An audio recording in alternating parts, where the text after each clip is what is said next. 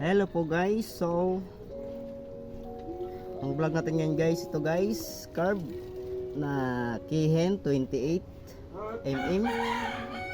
Ito po ay carb ng kaibigan ko guys sa Raider 150 nya.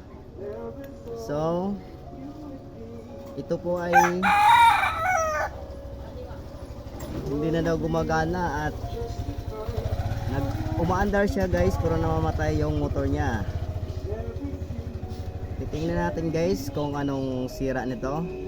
Ito po 28mm for Raider 150. So ito guys, tatanggal natin itong ilalim. Ito po siyang laman sa loob. So nakikita ko dito guys, dito po siya guys, may crack na po siya dito guys. Mga leaking dyan. Kaya pala siya namamatayan guys, kasi biak na dito guys. Ang sa hangin niya, hindi makapasok yung hangin. Kasi pag pinipiga niya, namamatay yung motor niya. Kaya ito lang nakikita ko guys, bakit namamatay yung motor niya.